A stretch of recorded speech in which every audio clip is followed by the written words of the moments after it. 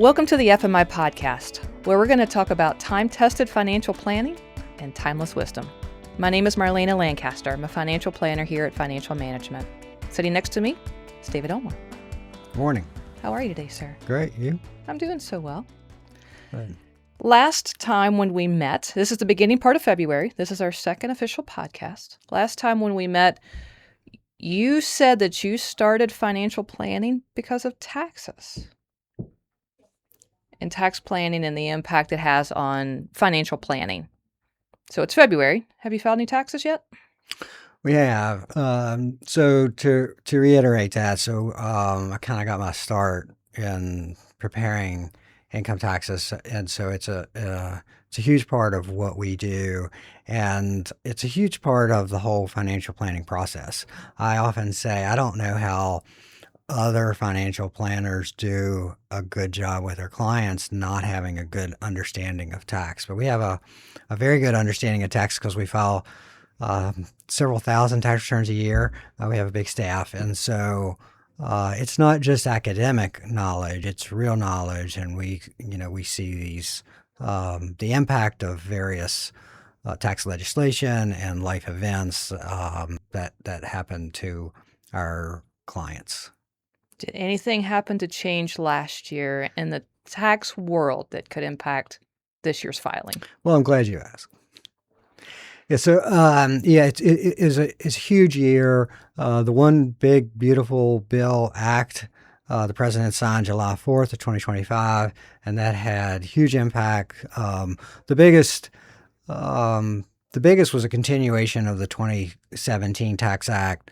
A lot of provisions in the 2017 Act were set to sunset and at the end of 2025, and most of those were extended, and that's great. I mean, there was some really major things that were going to have a negative impact on all of the population, and so that was for the most part extended, and some other things were brought in. In fact, so we have started filing tax returns, and on average, we're seeing about a $750 increase in tax refunds this year because the tax withholding tables were not changed to coincide with the OBBBA, and so consequently, withholdings kept coming, but yet the taxes are less for people for various reasons. So it's been good. We always like when that's a big impact. Get more money back. That's always helpful.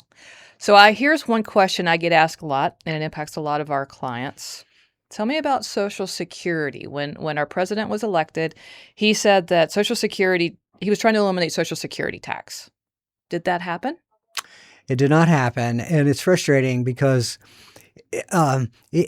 just recently I heard him speaking somewhere, and he said that and it didn't happen. So Social Security is still taxable under the same basic rules as it was previously. The compromise was a $6,000 deduction for every taxpayer that's over the age of 65.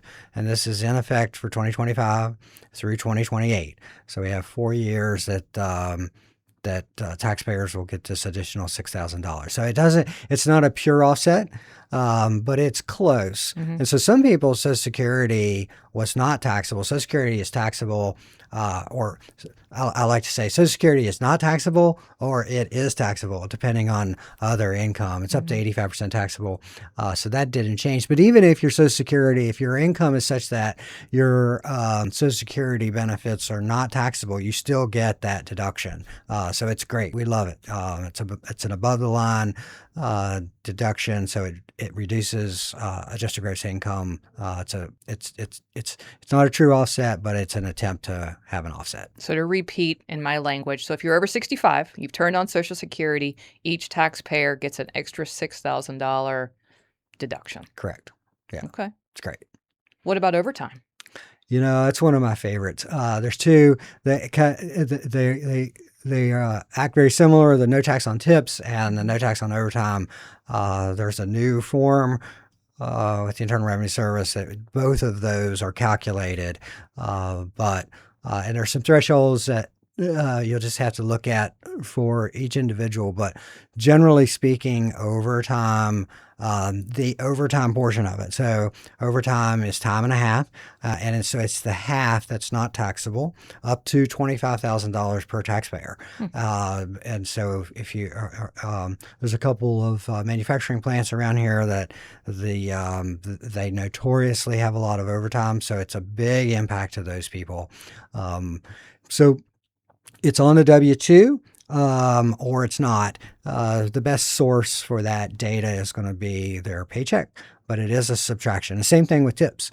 So if tips are taxable to someone, then again, up to a certain amount is not taxable. My pause there was everything has a phase out. So whenever you have these tax implications, it's and so all of those, I think it's $150,000 just gross income that both of those gets phased out. But the no tax on tips, you can't just arbitrarily say that, well, some of my income was tips. The IRS has come out with guidance that certain industries that are notorious for having tips, clearly food service, or hairdressers, things like that, you can't be an accountant and say that $25,000 of my income was due to tips. That doesn't work. So there's some mechanisms in place, but it's a great, great tool. I mean, it's really affecting people that need the deduction. And I appreciate Congress doing what they did on no tax on tips, no tax on overtime. It's really a big boost for people. That's great to hear. So one question for clarity, should people bring in their final paycheck stub? Yes, that's a good idea. Yeah. So the tips will be on there and the overtime will be on there. Also, it's helpful for us to track health insurance and retirement contributions as well. So it is always helpful to have that last paycheck.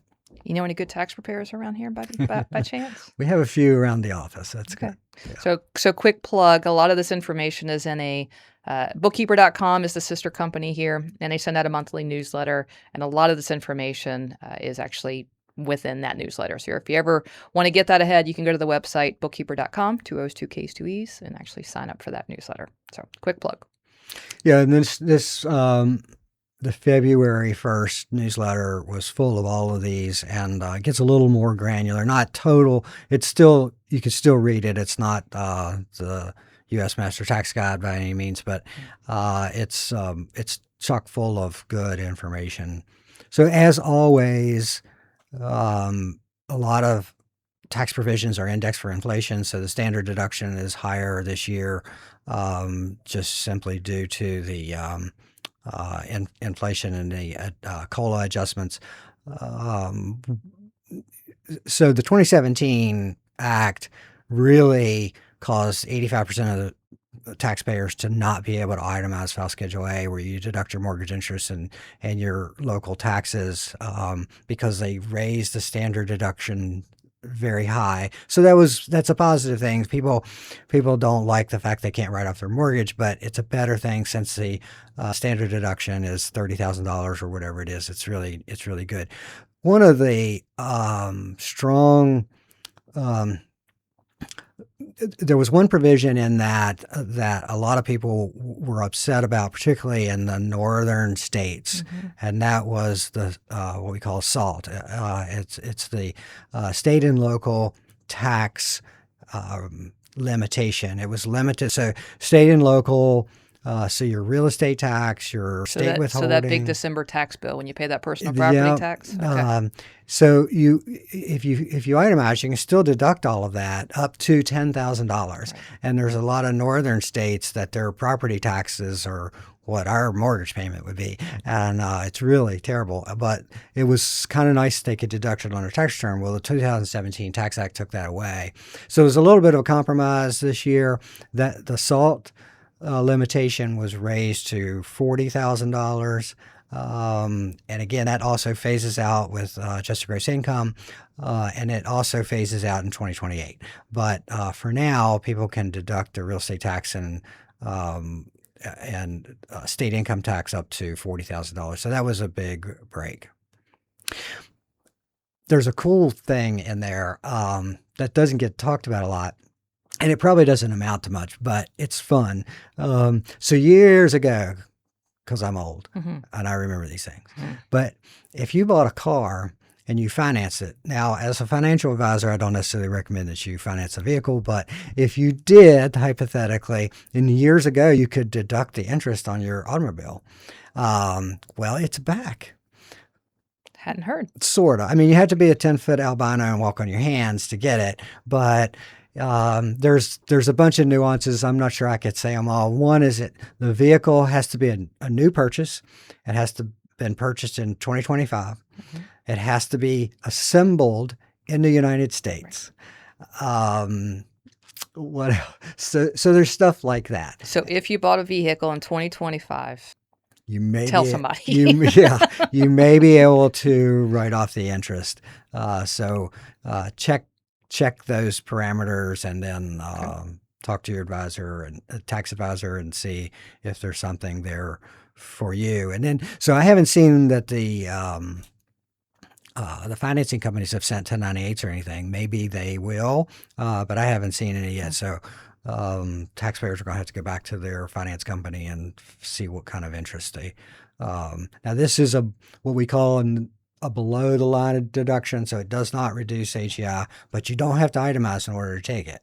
I haven't seen any yet to be able to take that deduction, but it's great. good. Yeah. Here's one that's not on our list, and I get asked at least once a year. What about energy efficient things? Is there any provisions there for 2025?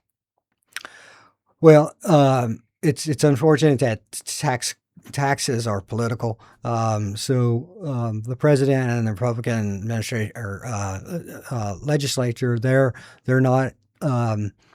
They don't tend towards green or energy efficient. So most of the tax credits and deductions for environmental things went away. So July, I'm not sure of the date, but so if you bought an all electric vehicle, for instance, there used to be a credit for that. That has gone away. Solar? Solar has gone away. Okay.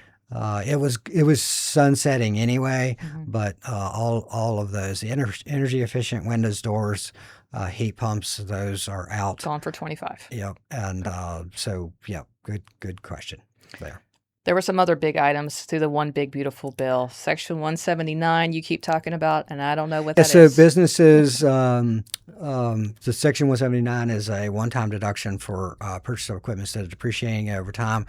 So those limits were raised, as well as the thresholds were raised. Also, the bonus depreciation under Code Section 168, that was also enhanced. So those were all positive for businesses. UBI, Unified Business Deduction, that was also extended and enhanced, so small businesses can still take the 20% deduction for those, which is good. Okay. Some other things for businesses that kind of get in the weeds about small business stock and things like that, so we won't get into that. But all in all, it was a very good and wide-reaching legislation. Most everybody will benefit from the tax legislation, so we're excited about it. So they won't beat you up this year.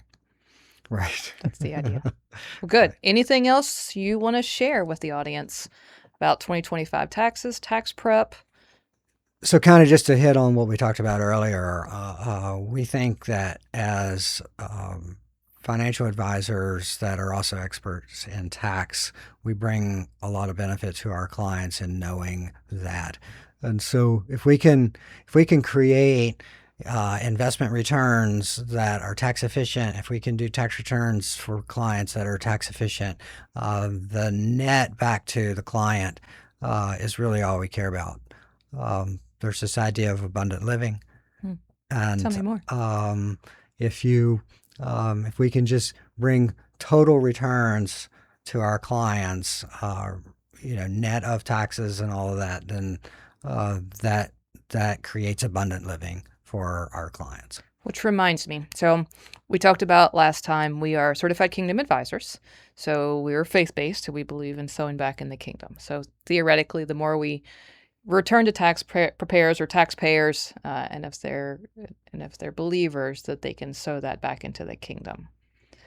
There's one tool that we use a lot. So if you're over the age of 70 and a half, you can give something called a qualified charitable distribution directly from your IRA. Is that beneficial? It's a great tool, and it's not widely used. It's widely used here because we know about it, and we're faith-based, and we encourage our clients to do that. So you can gift money directly, to say that again, out of your IRA to a nonprofit organization, church or ministry, and you don't have to take that in as income. That distribution doesn't count as income, so your adjusted gross income stays lower. Adjusted gross income is very key on the tax return. The lower you can keep that, the better everything is. All these phase outs I was speaking of earlier, and then we could get a whole nother subject is ARMA, the Medicare tax. But the lower we can keep our AGI, the better life is. But it's a great tool, and as you know, it's been a little bit of a problem because in past years, including 2025, the investor, the taxpayer just gets a straight 1099-R for all distributions, and it doesn't differentiate, it doesn't tell the tax preparer what their QCDs are. But in 2026, that law has changed. There's a new box on the 1099-R that shows QCDs. And another plug for us is that, if we're our client's financial advisor and we're also their tax preparer, we have record that QCD occurred, and so we know not to make that taxable on the tax return. And there's other provisions. There's a lot of provisions for charity with investments, and if I can go so far as to say, if you're breaking out your checkbook to make a charitable contribution, you're making a mistake, because there's a lot of other ways that you can do that, such as donating highly appreciated securities, and that way you get the deduction for the current fair market value, and you don't have to take that in as capital gains. And we're equipped to do that, so we can transfer. If you own Amazon stock and you've had it for 10 years and it's worth $1,000 and you paid $100 for it, then you'll get a deduction for the $1,000 and not have to take that capital gains in. So it's a beautiful tool, and there's some others like that. We love creating opportunities for our clients, to philanthropic opportunities. That's great. Thank you for sharing that. So again, the qualified charitable distribution, if you're over 70 and a half and you have a retirement account, you can give money directly to a nonprofit, 501c3 nonprofit. Correct. And it doesn't actually count as income. Correct. It's starting in 2026. It's reported a little better. Yeah, it's great. Okay. Yeah. It's a great tool. Mm-hmm. What else? Well, the tax code, like I said, is the master tax guide, so there's plenty of things out there. We recommend using a professional tax preparer so that you get all the deductions, and work closely with a financial advisor. And it's even better when it's all the same group. Right. So we think we serve our clients better. I haven't done my own tax return in over 20 years now. It's a beautiful thing. Thankful for it. Yep. Well, thank you guys for joining us today. This is the FMI podcast, and we'll be back in a couple of weeks. Have a great day.